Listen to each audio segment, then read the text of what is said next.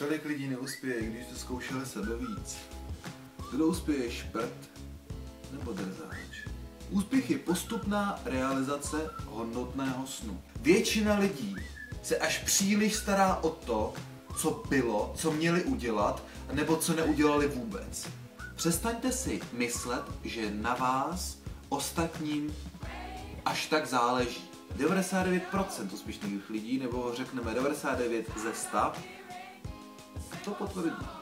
Tyto lidé mají většinou jisté zaměstnání, jedno bydliště celý život, jsou spíše konzervativní. Mozek neustále nahrává informace. Neustále. A nezáleží na tom, co je to za informace. Věřte, že úspěšný úspěšného pozná, i kdyby byly oba v místnosti, kde je tma. Nyní nehovoříme o politice, nýbrž o úspěšných zpěvácích, podnikatelích, sportovcích, modelkách, promotérech, moderátorech. Čemu přestat věnovat pozornost? Děláte něco pořád dokola, i když víte, místo toho se úspěšní snaží hledat své talenty. Multimilionář Wade Johnson to vystihl zcela přesně, když řekl: já nemám čas na všechno, co bych chtěl dělat, ale vždy mám čas na to, co je potřeba.